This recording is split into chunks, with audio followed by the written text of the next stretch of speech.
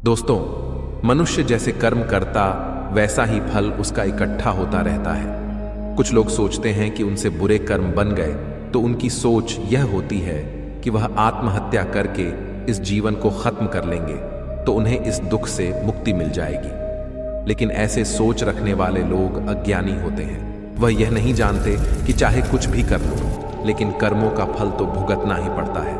आज की इस कहानी में जानेंगे कि मनुष्य को पूर्व जन्म का भी कर्ज चुकाना पड़ता है। नमस्कार दोस्तों, समय की बात है। गांव से कुछ दूर एक जंगल में एक महात्मा का आश्रम था। वह बहुत ज्ञानी थे। उनसे लोग दूर दूर से ज्ञान प्राप्त करने आते थे। एक दिन वह महात्मा उपदेश दे रहे थे। तभी उनके एक शिष्य ने पूछा, गुरुदेव, मैं यह जानना चाहता हूं, मनुष्यों को पूर्व जन्म का कर्ज भी चुकाना पड़ता है और मृत्यु के बाद मनुष्य की आत्मा अपने साथ वह कौन कौन सी चीजें हैं जो साथ लेकर जाती है तथा उन सभी का प्रभाव मनुष्य की मृत्यु के बाद किस तरह से रहता है। महात्मा ने कहा, भंते, आज आपने जो प्रश्न किए हैं वह समस्त मानव जाति के कल्याण हेतु अत्यंत महत्वपूर्ण है। यह सत्य है कि मनुष्य को अपने पूर्व जन्म का कर्ज अवश्य ही चुकाना पड़ता है और मृत्यु के बाद भी कुछ ऐसी चीजें हैं जो आत्मा के साथ में ही रहती है और उनका प्रभाव मनुष्य के दूसरे जन्म पर भी पड़ता है। तब शिष्य ने पूछा, गुरुदेव, वह कौन सा कर्ज होता है जो अगले जन्म में भी चुकाना पड़ता है और वह कौन सी चीजें हैं जो अगले जन्म में भी प्रभाव डालती है। फिर महात्मा ने कहा, आज मैं आपको इसी विषय में एक कथा सुनाता हूं। आप इस कथा को ध्यान लगाकर पूरा सुनोगे तो आपको आपके सभी प्रश्नों के उत्तर अवश्य मिल जाएंगे। आगे महात्मा कहते हैं, एक समय की बात है, किसी नगर में संतोष नाम का एक ब्राह्मण रहता था और उसकी पत्नी का नाम शकुंतला था। वह अत्यंत गरीब घर में जन्मा था, लेकिन वह अत्यंत बुद्धिमान और मेहनती था। जब वह निर्धन था तब उसे धन की अधिक लालसा नहीं थी, लेकिन अपनी मेहनत के जोर पर जैसे जैसे उसके पास धन का संग्रह होने लगा, तब वह दिन रात उस धन को बढ़ाने की चिंता में डूबा रहता था। उसकी पत्नी रूपाली भी धन की अत्यधिक लालची स्त्री थी। आप तो जानते ही हैं कि धन की लालसा ऐसी होती है जो बढ़ते धन के साथ साथ बढ़ती ही जाती है। संतोष अब ऐसा सोचता था कि काश उसे कोई ऐसी युक्ति मिल जाए जिससे कुछ ही दिनों में धन में हजारों गुना बढ़ोतरी हो जाए। पहले वह धन को चंचल और हाथ का मैल समझता था और कहता था, धन का क्या है, वह तो हमेशा आता जाता रहता है। लेकिन तब वह मूर्ख था। अब उसकी आंखें खुल गई थीं और वह धन का अत्यधिक संग्रह करने लगा। उस धन से दान, धर्म आदि करने लगा तथा वह साधु और मेहनतों की सेवा में लगाता था। पहले उसकी ईश्वर में बड़ी ही श्रद्धा थी, किंतु समय बीतने के साथ साथ धन के लालच की भड़कती हुई ज्वाला ने उसके अन्य सभी सद्गुणों को भी जला दिया। धन की लालसा ने उसकी अंतरात्मा को हमेशा के लिए नष्ट कर दिया। पहले जब भी संतोष के द्वार पर कोई साधु महात्मा आते तो उसका मुख फूलों की तरह खिल उठता था, परंतु अब आदर सत्कार के समय मुख पर निराशा और मायूसी ही रहती थी। एक बार की बात है, संध्या का समय था। संतोष के द्वार पर एक साधु आकर रुके और बोले, हे पुत्र, मैं एक यात्री हूं और आगे हरिद्वार को जाना है। आज की रात बिताने के लिए साधु को स्थान मिल जाए तो अच्छा होगा। मैं बड़ी ही आशा से आपके द्वार पर आया हूं। उस साधु का मुख संतोष की मूर्ति था, आंखों में अमृत और मुंह में शहद सी मिठास, जिस कारण से संतोष का हृदय भक्ति भाव से भर गया। वह उन्हें प्रणाम करते हुए बोला, जरूर महात्मा जी, आपकी सेवा करना तो मेरा परम धर्म है। तब वे साधु मुस्कुराते हुए कहते हैं, बेटा, आजकल के समय में तुम्हारे जैसे भक्ति भाव वाले पुरुष बड़ी मुश्किल से ही मिलते हैं। इस संसार से धर्म का भाव ही जैसे उठ गया है। इस प्रकार से साधु के मुख से अपनी प्रशंसा सुनकर संतोष का हृदय खिल उठा। उसको ऐसा प्रतीत हुआ मानो उसे स्वर्ग में ही स्थान मिल गया हो। उसके होठों पर शब्द आ ही गए थे, लेकिन उन्हें दबा दिया और उनसे कहा, महाराज, अगर हम आप जैसे संतों की सेवा नहीं करेंगे तो इस मानव जीवन का क्या लाभ। ऐसा कहते हुए संतोष उन महात्मा को अपने घर के अंदर ले गया। जब उन्होंने घर में प्रवेश किया तब संतोष ने उनके स्वागत सत्कार में कोई कमी नहीं छोड़ी। खाने के लिए स्वादिष्ट भोजन बनवाया, नाना प्रकार की मिठाई बनवाई। उसके बाद दाल और सब्जियों में इतना घी डाला जैसे नदी की धारा में जल बहता है। भले ही संतोष उन महात्मा को इतने पौष्टिक आहार देने के पक्ष में नहीं था, लेकिन महात्मा की बातों में कुछ ऐसी शक्तियां थीं कि उसके वर्षों पुराने विचार चंद पलों में बदल गए, जैसे सूखी धरती पर एक दिन की बारिश से हरियाली छा जाती है। इस भक्ति भाव से महात्मा का दिल खुश हो गया। रात भर बातें होती रही, ज्ञान और भक्ति की चर्चाएं चलती रहीं। अंत में संतोष ने पूछा कि महात्मा जी, आप साधु कैसे बने? साधु ने हंसकर उत्तर दिया, बेटा, बुढ़ापा आ गया है, अब क्या सारी उम्र गृहस्थी में ही फंसा रहूंगा। कुछ हरि भजन भी तो करना चाहिए। ईश्वर कृपा से बहुत धन कमाया है, मेरे 3 पुत्र हैं और एक कन्या भी है। अब सारी धन दौलत उन्हें बांट दी है और अब तीर्थ यात्रा को जा रहा हूं। फिर कुछ समय के पश्चात संतोष ने साधु की तरफ देखा और पूछा, तो क्या आपने अपना सब कुछ बच्चों को दे दिया या अपने पास भी कुछ रखा है? तभी साधु ने उत्तर दिया, बेटा, मेरे हाथ में जो यह लाठी देख रहे हो, यह अंदर से खोखली है। इसमें मैंने 400 स्वर्ण मुद्राएं डाल रखी हैं। यात्रा में कभी कभी धन की आवश्यकता भी पड़ जाती है। यह कहते कहते साधु को नींद लग गई, लेकिन संतोष की आंखें जाग रही थीं। ये सारी बातें उसकी पत्नी रूपाली ने भी सुनी ली थीं। अब रात्रि का पहला पहर बीत गया था। वह बार बार महात्मा की लाठी को देख रहा था और मन ही मन कुछ सोच रहा था। अब उसके अंदर लोभ लालच की माया का संचार हुआ, किंतु उसकी अंतर आत्मा इस घृणित कार्य को करने से रोक रही थी। लेकिन वही मन की दुरात्मा स्वर्ण मुद्राएं पाने की जिद पर अड़ गई। कुछ समय तक इस संघर्ष में ही उसके मन का बुरा हाल हो चुका था कि तभी उसकी पत्नी उसके पास आकर बैठ जाती है और कहती है, स्वामी, आप किस गहरी चिंता में डूबे हैं? क्या आप भी वही कुटिल मंशा से सोच रहे हैं जो मैं सोच रही हूं? इस महात्मा ने तो अपनी खूब सेवा करवा ली है, अब इन्हें कुछ तो हर्जाना भरना पड़ेगा। तब संतोष कहता है, शकुंतला, मेरे मन में बड़ी ही दुविधा हो रही है। हमारा कर्तव्य है कि अतिथि की सेवा करें, किंतु अगर हम इनके धन को चुराते हैं तो पाप होगा। शायद हमें ऐसा नहीं करना चाहिए। तब उसकी पत्नी कहती है, अजी, आप कैसे फिजूल की बातें कर रहे हो? इस महात्मा की उम्र ढल चुकी है और क्या पता कब यह लुढ़क जाए। वैसे भी अब यह अनाथ हैं और अपना अंतिम समय बिताने के लिए हरिद्वार जा रहे हैं। आप अपने मन को मत रोको और इन स्वर्ण मुद्राओं को ले लो। मुझे लगता है ईश्वर भी यही चाहते हैं। इसी कारण से यह महात्मा यहां पधारे हैं और जो बात सबसे गुप्त रखनी चाहिए उसे ही आपको बता दी है। तब संतोष कहता है, ठीक है। अंततः लोभ ने धर्म को हरा दिया। संतोष ने लाठी उठाई, पर उसके हाथ पैर कांप रहे थे। उसकी अंतरात्मा ने एक बार फिर से बड़बड़ाना शुरू किया, लेकिन लोभ के दृढ़ हाथों ने उसे दबा दिया। तभी संतोष और शकुंतला ने लाठी खोली और उसमें से स्वर्ण मोहरों को निकाल लिया और उनकी जगह सामान्य लोहे के सिक्के भर दिए। अगले दिन सुबह महात्मा संतोष और उसकी पत्नी की विनम्रता पूर्वक आज्ञा लेकर स्नान आदि करके अपनी अगली यात्रा के लिए तैयार हो गए। किंतु अभी भी संतोष का दिल धड़क रहा था। उसे डर था कि कहीं साधु को शक ना हो जाए। इस ख्याल से उसका चेहरा पीला पड़ता जा रहा था, लेकिन महात्मा को इस बात की कोई खबर ही नहीं थी। वह तो हंसते हुए बातें कर रहे थे और रात की मेहमान नवाजी के लिए बार बार धन्यवाद दे रहे थे। अपितु जाते समय संतोष ने कहा, महात्मा जी, मेरे यहां संतान नहीं है। कृपया भगवान से प्रार्थना करें कि उनके जैसी ही हमारे यहां संतान हो जाए। वैसे तो हम पापी हैं, हमारी प्रार्थना ओए का कोई असर नहीं हो सकता, किंतु आप तो महात्मा हैं, भगवान आपकी बात जरूर सुनेंगे। तभी मंद मुस्कान के साथ महात्मा ने उत्तर दिया, सुनेंगे या नहीं यह तो वही जाने, लेकिन मैं तुम्हें आशीर्वाद देता हूं कि भगवान तुम्हें संतान दे। इतना कहकर वे महात्मा वहां से चले गए। अब जैसे संतोष के सिर से एक बड़ा बोझ हट गया था। उसे ऐसा लगा जैसे महात्मा के जाने के साथ ही उसके दिल से एक पत्थर हट गया हो। किंतु वे दोनों पति पत्नी इस चोरी के फल से नहीं बच सकते थे।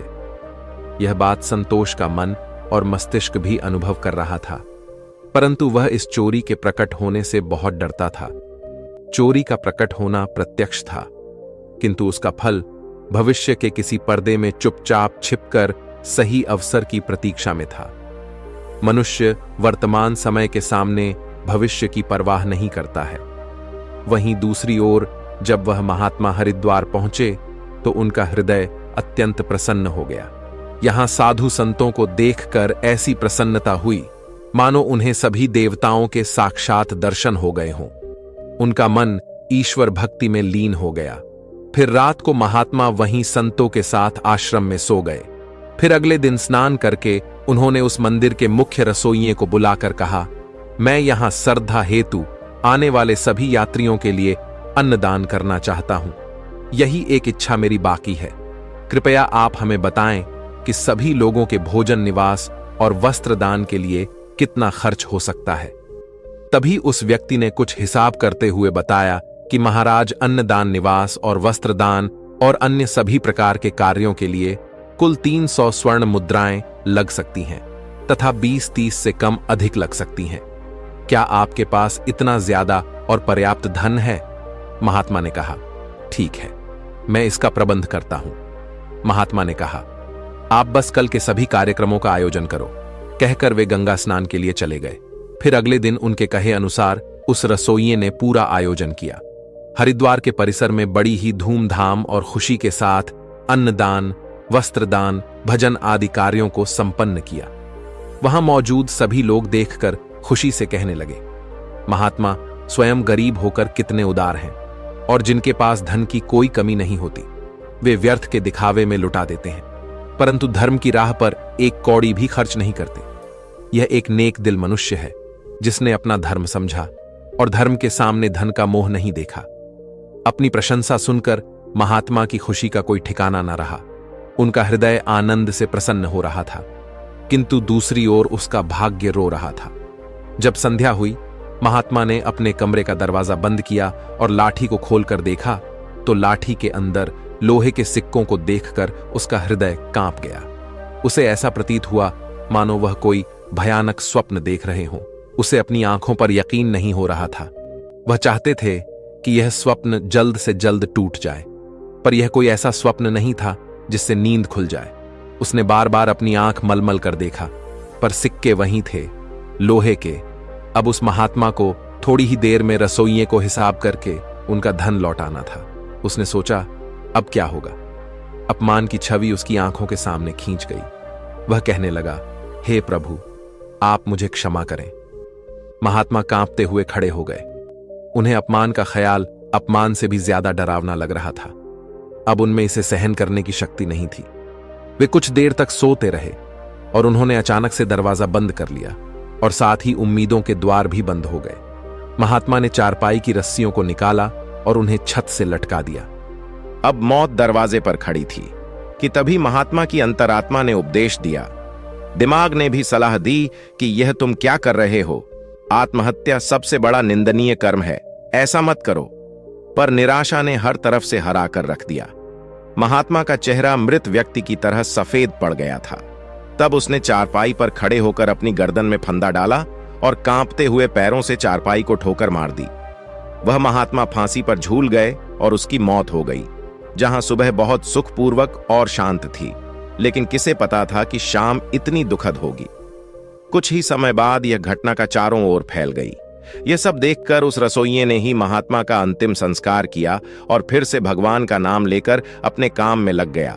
वो महात्मा तो मर गए, लेकिन उनका आशीर्वाद अभी भी जीवित था। 1 साल के भीतर ही वह चोर ब्राह्मण संतोष के घर में एक पुत्र का जन्म हुआ। इस अवसर पर संतोष ऐसे प्रसन्न था मानो सारे संसार का धन उसे मिल गया हो।